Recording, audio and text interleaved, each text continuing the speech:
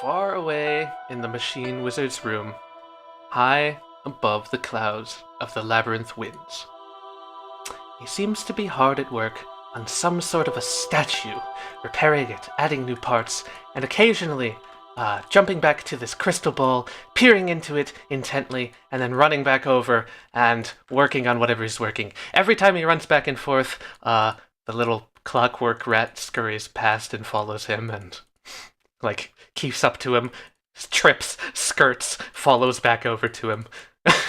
He seems to be not paying it many minds. Suddenly, the door flies open, and a clatter rings out amongst the area. The machine wizard jumps backward, dropping his wrench. Ay, ay, ay, ay, ay! What the? Virgil! Don't you know how to knock? Clunk, she says, coming in. She looks haggard and a little bit tired, but keeps that prim and proper air about her as per usual. Clunk scurries over. Do you have news? Have you uncovered their whereabouts? I don't. Well, I did. They've taken Ballast Wimbledon prisoner. You aren't able to save him? No. She turns around and looks away. He's lost. The machine wizard hangs his head for a moment. I liked him. I sorta did too. At least it will make taking the Kaita district easier, he says, raising a hen arm triumphantly. That's already underway. Regardless, tell me. You've had your in-man observing Wizro's gang of thieves for a while now. Yes, they've been making concerning progress towards destroying the spell. With their victory over Nazgul at the Tower of Death, I've seen at least an 80% increase in aggression from their side. That's not all. There's still that boy, the one that speaks with the outsiders. Yes, that one. He might be the secret spearhead of this whole plot. No, I doubt that. Wizra must have brainwashed him or something similar. The conniving bastard would do something like that. The kid's still young, just came out of school. Given time, he'll start to question what is right and what is wrong. But that brings up the most important question I have to ask you. Come with me. Something you seem to have failed to report on. She heads over to the table and places down a sheet of paper. Seems to be a magical picture, something extracted directly from Virgil's mind. And she says, "Explain this." In it, the earthly gumption, a door ajar, and a group of people coming out of the portal in the other room. It's a close-up of Seldra, a look of horror on her face, yelling back at everyone as the gumption disappears around her. The memory loops, fixated on that exact moment. She turns, yells, snaps back, turns, yells, snaps back. The machine wizard studies it for a moment. Is that? How is she there? How is she traveling with them? More wizard bullshit? I don't know. Wizro. She seems to tense up, blue flames licking around her body, flying into the air. I swear, to whatever gods may listen, I will end you. The machine wizard skitters back, careful not to touch the fire.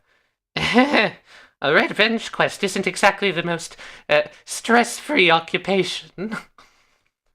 You should take the day off. Here, I was just about to make tea. Would you care to join me?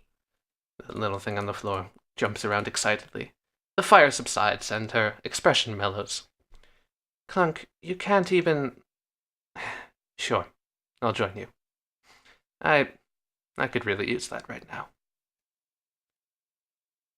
And the mists of the labyrinth winds fade away.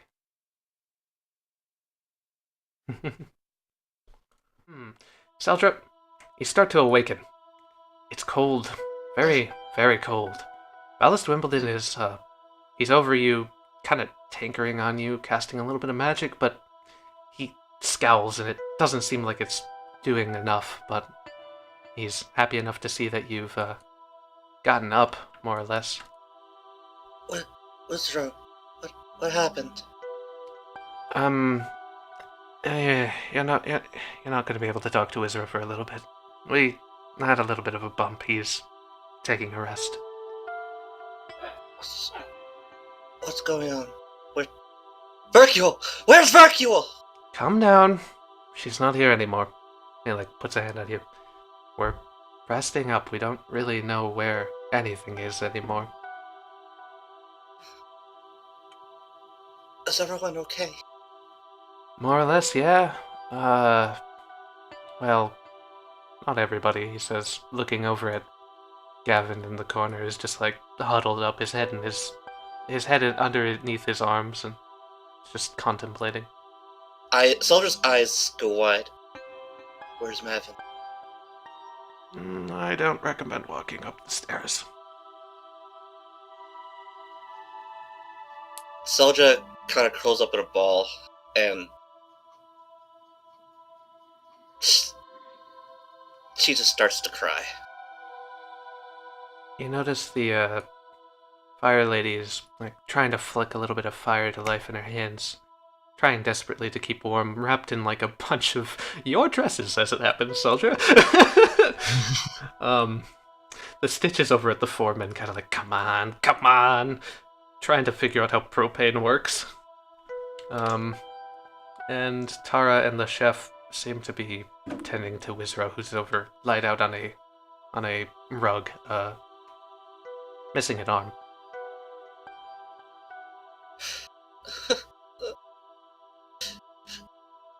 Now what? What happened here? Absolutely no idea. I would ask the wizard, but he's resting. Soldier wipes her eyes and gets up to her feet, stumbles a bit. Take your time. You took a really nasty hit to the head. I feel it. Quite a few things are loose. And where's it? That's another problem. I went upstairs, got attacked by that creature again, and left. We don't really know where they went. We assume they're probably trying to gather resources or something for all of us, but... Where are we? You can take a look outside for yourself, but, Rufus pipes up. We're in Frostfell! So it takes a few uneasy steps and drops to her knees. Careful there. Wimbledon, help me up the stairs. Yeah, sure. He puts an arm around you and starts to carry you towards the stairs, setting Wizro down setting Rufus down on top of this box. Fuego gets out of the way and lets you two past. Damn, this hurts. And it's alright, are you sure you're ready for this? Do I see this right here already? Yeah, there's a frozen corpse just thrown into the side of the wall. Soldier looks away and fights the urge to break down again. Come on. Alright, are you sure we should be doing this? To see. Okay, the door's ajar and there's some footsteps leading out of it. Soldier just kind of looks through the door. You see a snowy blizzard. A wash of white, not much else. A chill breeze flows in. Is it light or dark? It's very dark. Soldier's going to take a step out. Okay, you walk out into the snow. Wimbledon kind of follows you, continuing to support you, illuminating the small area around you, but the blizzard is intense. Even with the light spell, you can barely see further than 10 feet in front of you. Do you know what direction they went? No, they just sort of left, he says, looking around, and the snow starts piling up on your feet. Wimbledon shivers a little bit. Soldier takes a step, and then falls to her knee as a shower of sparks flies out one of her wounds. Oh, Wimbledon tries to catch you. Alright, you seriously... And he puts a little magic up, trying to contain it. You really shouldn't be going anywhere right now. I suppose you're right. Here, we can just wait for them to get back. I'm I'm sure they'll come back to us. They better. Losing anyone else. I look around and I'm like, okay, wait, calm. Okay. I straighten my bow tie and I'm like, I've collected myself now. I feel like this is probably not the best place to be right now. My book is also probably not here. Well, I guess that means we're turning in the other direction and heading back, maybe? We can come back here. I feel like we should make sure that the others have, I don't know, what do you organics need? Food? Water? Well, I look back out here and I assume that I can see the blizzard. I'm like, I think that they're probably good on water, but food we should definitely think about. Do we? I'm standing here shivering, like maybe warmth too. Yeah, the snow has basically started to delve its way into your boots, and even though you tried to keep it out, it's still getting in there, clinging to you in every little bit, and getting wet and cold. Tenrier, you feel it too. And Kiana. Well, might as well bite the bullet, go back out there. I really don't want to go back out into that stuff, but alright. Might as well. Yeah, well, honestly, I don't either, but kinda... Yeah, I'd rather not be here. It's either that or heading, kind of motioning back here, like, that way. I mean, there's always... He points the direction the beast went in. That way. You gotta be kidding me, yeah. I mean, there was a horn. There might be food. Shelter. People. There might be more of those monsters. Yeah, could also be monsters. That could be bad. If it's an outsider, there's only one of a kind of each kind. Yeah, it did look like that thing doesn't exactly go here. I mean, seriously, what kind of evolution would that thing create? It's black in a pure snow-white area. I mean, we saw bears with 5 legs. That doesn't make any sense. That was in a wizard's tower, though. Stuff that doesn't make sense is what makes sense. Aren't we also in a wizard's tower here? Yes. So... Probably. Well... Welcome to the opposite of where you're from, Hazel. I don't want more bears. Tower of Life. I mean, if it didn't have to make sense, couldn't they make it at least a little warmer in here? I mean, come on now. It's Frostfell. The people who live here probably like the cold. Yeah, they're probably made of cold. Canadians, huh? But... Oh, no. wait, we're in Denmark. I nearly forgot. I lean over and whisper to Kiana, "What's a Canada?" I don't know! Anyway, I see that my book is probably out there, and we are going to go find food for those that eat. Am I correct in my conjecture? Okay, I'm just going to kind of like shrug and turn around like, well, come on now, everyone. I walk over to Tenrier, I reach up and pat him on the back and I say, "Come on, buddy, let's go." Oh, the shock of the cold did not get better the second time. You walk back out the door, the air is frigid, and it almost seems like whatever blizzard's going on is getting worse. If we want to go anywhere and find anything, we should do it quickly. We need to head back, wait out the storm. Maybe we can find some food inside of a tree. I do not know what people eat. That's...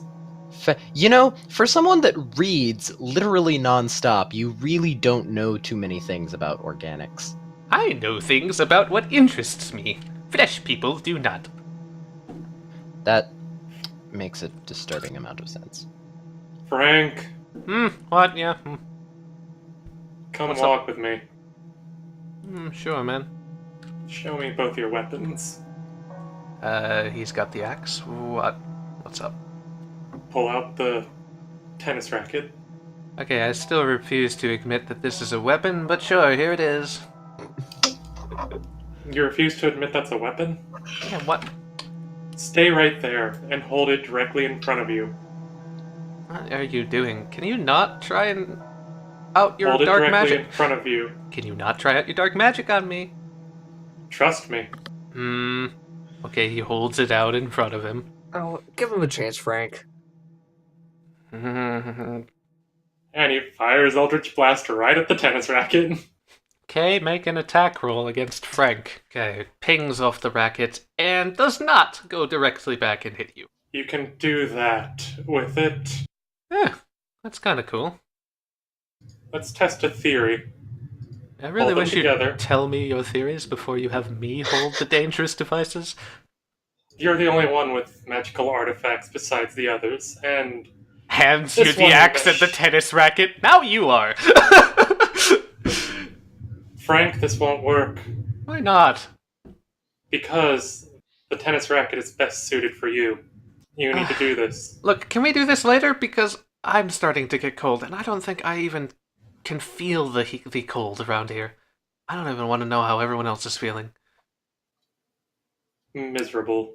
Yeah, let's go. Absolutely. You always seem to be miserable, though. Hey, one last thing before we leave. What about that fellow over there? The puppet? What fellow? I kind of feel bad just leaving him frozen out here. Say, I'm good at handling puppets. Maybe we can try to repair him and see, if you could lend us a hand in anything. Well, then we need to get fire such to melt him out. I keep walking. The I fire got a grill. right here. Grill back. Isn't that like cold fire? It's like blue fire. I don't know. It looks magic and bullshit and probably It's very bullshit. fire. I don't trust putting anything. in that blue fire. Actually, Solomon, willing puppet.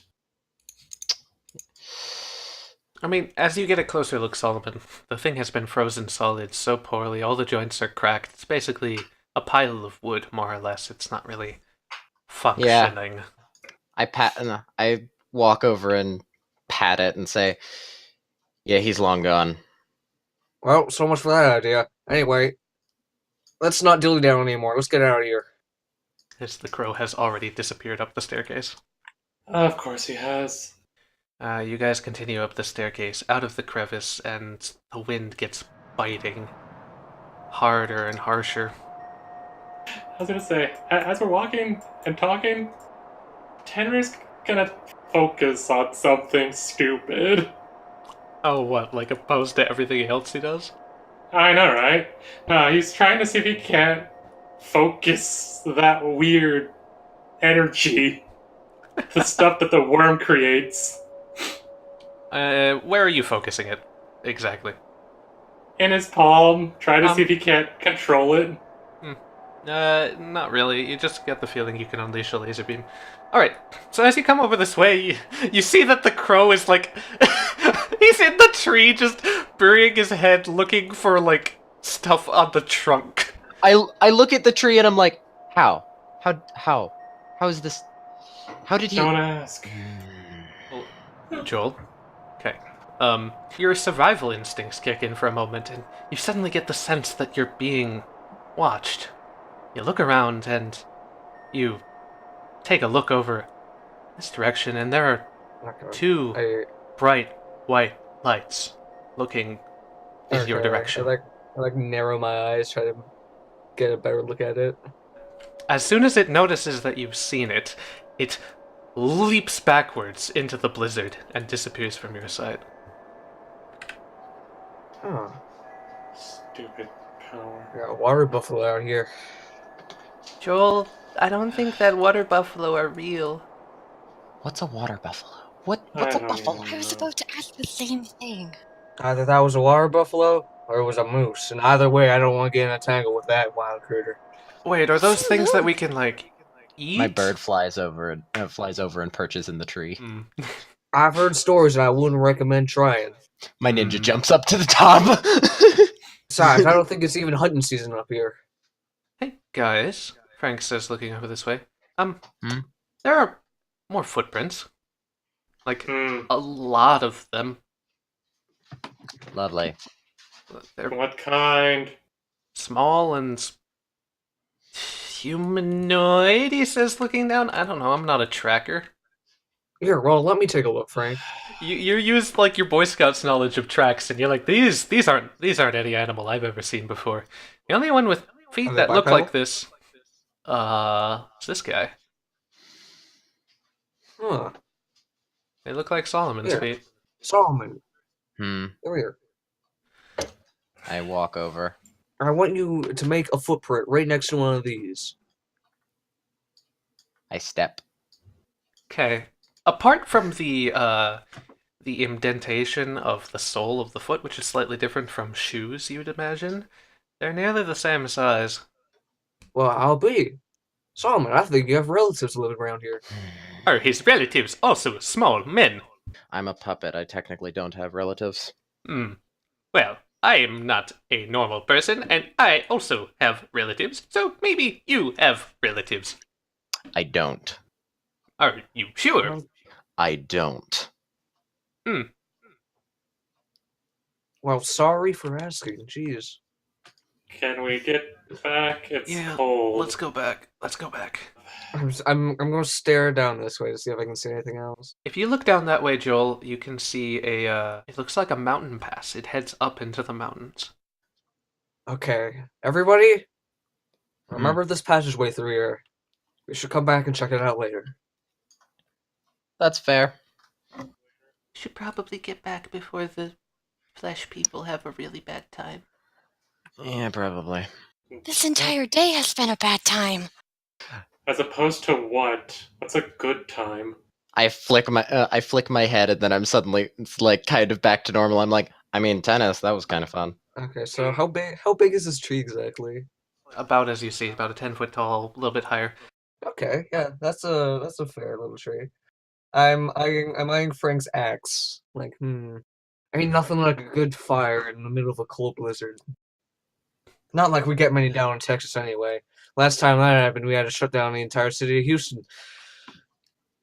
Closest thing to the end of the world I've ever experienced. Do people in Texas not know what cold is? Well, people in Texas know what cold is. They just don't. Texas sounds like a very strange place. The weather's nice. Texas.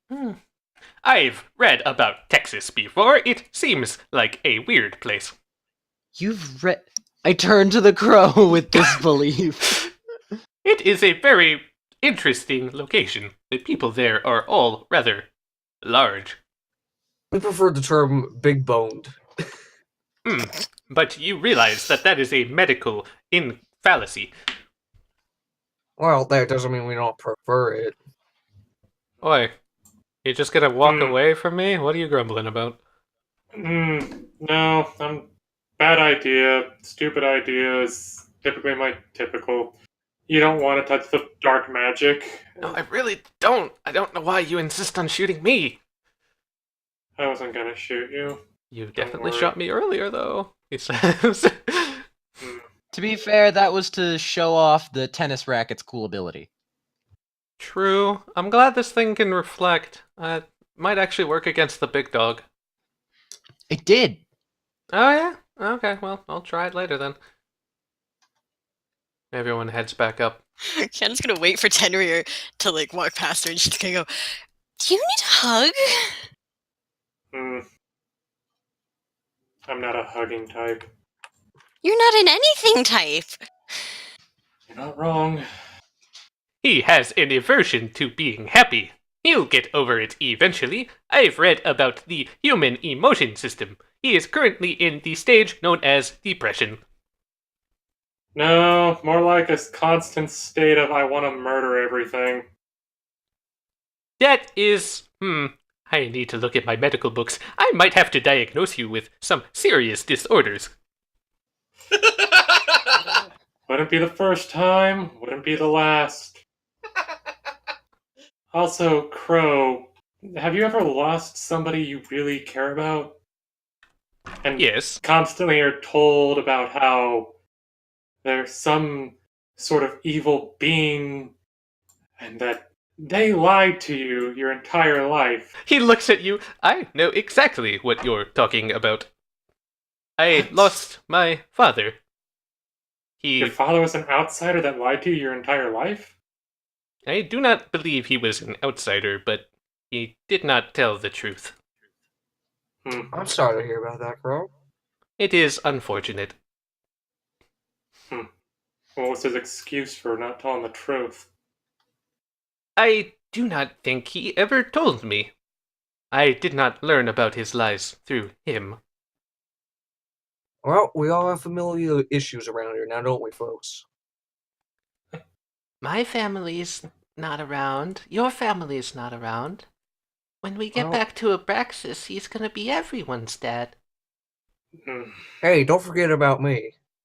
Okay, you're I'm like, also everybody's dad. yeah, you're doing a good job, Joel. She says, like, phasing through this mountain and popping out over here.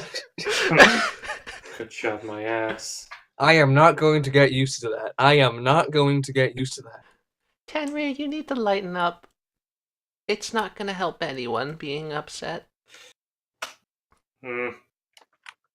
Especially not you. Let him have his time, Hazel. Frank says he's gone through a lot. If anybody tracks any of listening to the gumption, they're cleaning it up. I'm sorry. The crow looks back at you, already tracking a ton of blood. I'll I think about it. Step over. He has his like All face the the ground. He blood. has like all over his beak too. Yeah, it's all over his beak. He looks like he's been through, like, a horrible murder scene, but in actuality, he just walked in this.